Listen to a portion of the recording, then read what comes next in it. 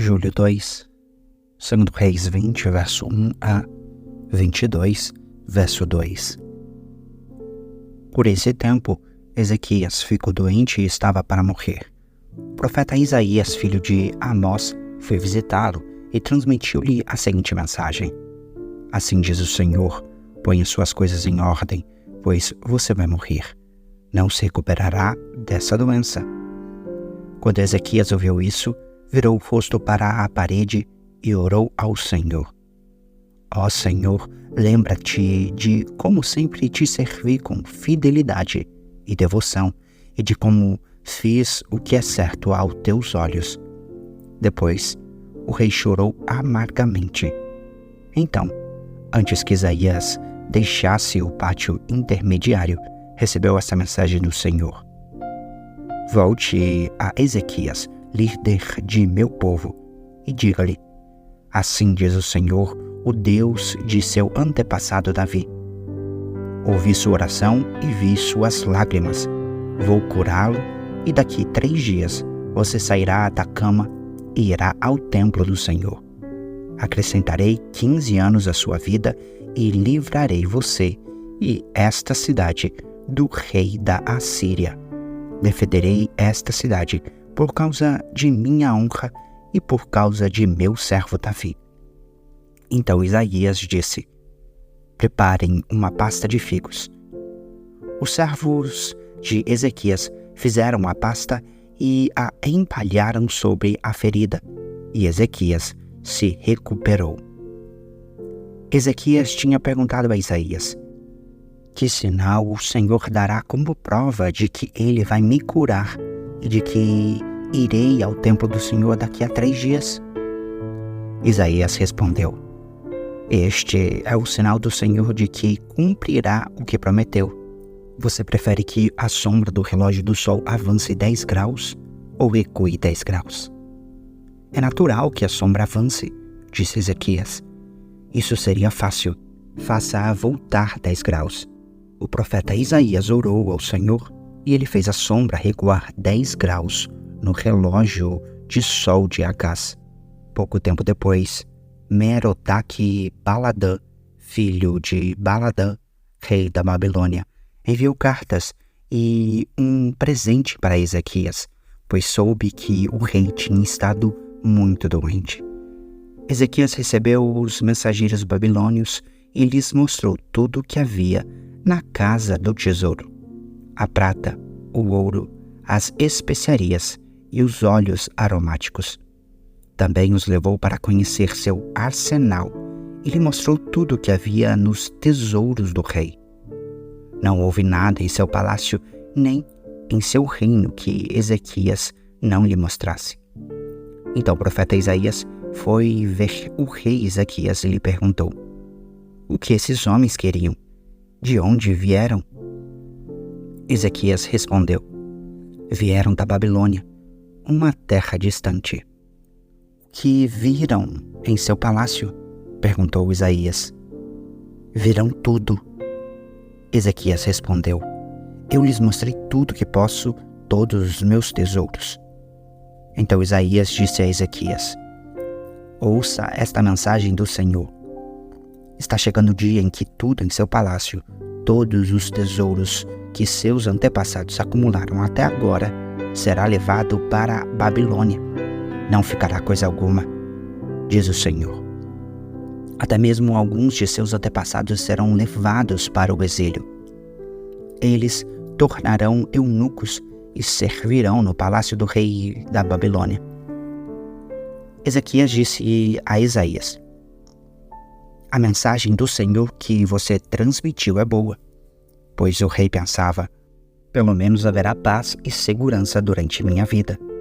Os demais acontecimentos do reinado de Ezequias, incluindo a extensão de seu poder e como construiu uma represa e cavou um túnel para abastecer a cidade com água, estão registrados no livro da história dos reis de Judá. Ezequias morreu e se reuniu a seus antepassados, e seu filho Manassés foi seu sucessor. Manassés tinha 12 anos quando começou a reinar, e reinou em Jerusalém por 55 anos. Sua mãe se chamava Efzibá. Manassés fez o que era mal aos olhos do Senhor e seguiu as práticas detestáveis das nações que o Senhor havia expulsado de diante dos israelitas. Reconstruiu os santuários idólatras que seu pai, Ezequias, havia destruído. Construiu altares para Baal e ergueu um poste de Azerá, como Acabe, rei de Israel, havia feito. Também se curvou diante de todos os astros dos céus e lhes prestou culto. Construiu altares idólatras no templo do Senhor, sobre o qual o Senhor tinha dito: meu nome permanecerá em Jerusalém para sempre. Nos 2 pátios do templo do Senhor, construiu altares para os astros do céu. Manassés também sacrificou seu filho no fogo, praticou feitiçaria e adivinhação, e consultou médiuns e praticantes do ocultismo. Fez muitas coisas perversas aos olhos do Senhor, e com isso provocou sua ira. Manassés chegou a fazer uma imagem esculpida da deusa Azerá e colocá-la no templo, sobre o qual o Senhor tinha dito a Davi e seu filho Salomão: meu nome será honrado para sempre neste templo em Jerusalém, a cidade que escolhi dentre todas as tribos de Israel. Se os israelitas tiverem o cuidado de obedecer aos meus mandamentos, todas as leis que meu servo Moisés lhes deu, não os expulsarei dessa terra que dei a seus antepassados. Mas o povo se recusou a ouvir, e Manassés os levou a fazer coisas piores do que as nações que o Senhor tinha destruído quando os israelitas entraram na terra. Então o Senhor disse por meio de seus servos, os profetas: Manassés, rei de Judá, fez muitas coisas detestáveis. É ainda mais perverso que os amorreus que habitavam nesta terra antes de Israel, e fez o povo de Judá pecar com seus ídolos. Portanto, assim diz o Senhor, o Deus de Israel: trarei desgraça tão grande sobre Jerusalém e Judá, que fará tinir os ouvidos daqueles que ouvirem a respeito. Julgarei Jerusalém de acordo com o mesmo critério que usei para julgar Samaria e a família de Acabe. Limparei Jerusalém como quem limpa um prato e depois o vira de cabeça para baixo. Rejeitarei até mesmo o remanescente de meu povo e o entregarei a seus inimigos como despojo. Pois eles fizeram o que era mal aos meus olhos e provocaram minha ira, desde que seus antepassados saíram do Egito. Além de levar o povo de Judá a pecar e fazer o que era mal aos olhos do Senhor, Manassés assassinou muitos inocentes, até encher Jerusalém do sangue deles, de uma extremidade à outra. Os demais acontecimentos do reinado de Manassés e tudo o que ele fez, incluindo os pecados que cometeu, estão registrados no livro da história dos reis de Judá. Quando Manassés morreu e se reuniu aos seus antepassados, foi sepultado no jardim de seu palácio, o jardim de Uzá. Seu filho Amon foi seu sucessor. Amon tinha 22 anos quando começou a reinar e reinou em Jerusalém por 2 anos. Sua mãe se chamava Mesulemete e era filha de Arus, de Jotibá. Fez o que era mal aos olhos do Senhor, como seu pai Manassés havia feito. Seguiu o exemplo de seu pai e adorou os mesmos ídolos que ele. Abandonou o Senhor, o Deus de seus antepassados, e não andou nos caminhos do Senhor. Os próprios oficiais de Amon conspiraram contra ele e o assassinaram em seu palácio. Mas o povo da terra matou todos que haviam conspirado contra o rei Amon e proclamou rei seu filho Josias. Os demais acontecimentos do reinado de Amon e tudo o que ele fez estão registrados no livro da história dos reis de Judá. Ele foi sepultado em seu túmulo no jardim de Uzá. Seu filho Josias foi seu sucessor. Josias tinha 8 anos quando começou a reinar e reinou por 31 anos em Jerusalém. Sua mãe se chamava Gedida e era filha de Adaías, de Boscate. Josias fez o que era certo aos olhos do Senhor e seguiu o exemplo de seu antepassado Davi. não se desviando nem para um lado, nem para o outro. Atos 21, versos 18 a 36. No dia seguinte, Paulo foi conosco a um encontro com Tiago, e todos os presbíteros da igreja de Jerusalém estavam presentes. Depois que Paulo os cumprimentou, relatou em detalhes o que Deus havia realizado entre os gentios por meio de seu ministério. Quando ouviram isso, louvaram a Deus e disseram: "Você sabe, irmão, quantos milhares de judeus também creram, e todos eles seguem à risca a lei de Moisés. Mas eles foram informados de que você ensina a todos os judeus que vivem entre os gentios a abandonarem a lei de Moisés. Ouviram que você os instruiu a não circuncidarem os filhos, nem seguirem os costumes judaicos. Que faremos? Certamente eles saberão que você chegou. Queremos que você faça o seguinte: temos aqui 4 homens que cumpriram um voto. Vá com eles ao templo e participe da cerimônia de purificação. Pague as despesas para realizarem o ritual de raspar a cabeça. Então todos saberão que os rumores são falsos e que você mesmo cumpre as leis judaicas.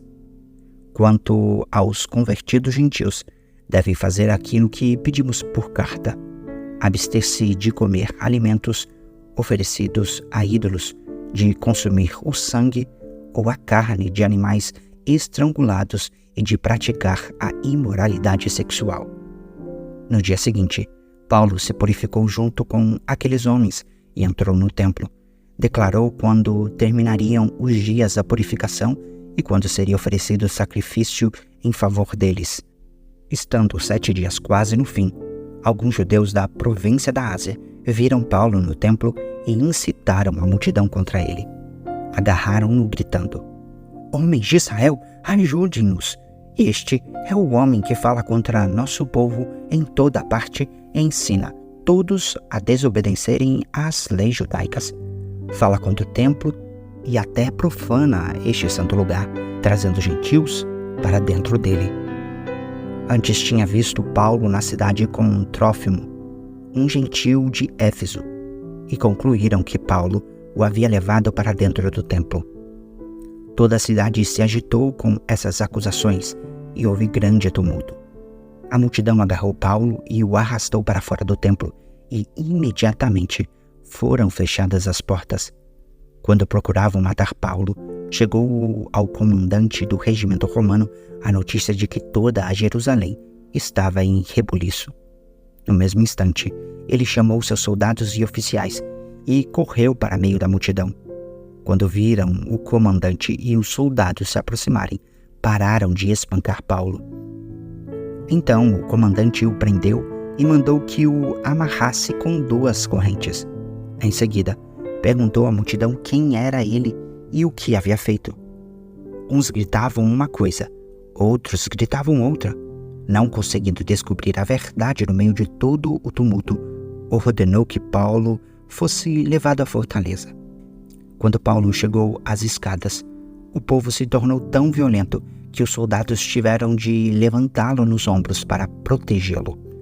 E a multidão foi atrás gritando: "Matem-no! Matem-no!" Salmo 150, versos 1 a 6. Louvado seja o Senhor, louvem o Senhor em seu santuário, louvem-no em seu majestoso céu, louvem-no por seus feitos poderosos, louvem sua grandeza sem igual, louvem-no com o toque da trombeta, louvem-no com a lira e a harpa, louvem-no com tamborins e danças, louvem-no com instrumento de cordas e flautas, louvem-no com o som de símbalos, louvem-no com símbalos ressoantes. Tudo que respira, louve ao Senhor. Louvado seja o Senhor. Provérbios 18, versos 9 e 10. Quem é relaxado em seu trabalho causa tanto estrago quanto aquele que destrói. O nome do Senhor é fortaleza segura. O justo corre para ele e fica protegido.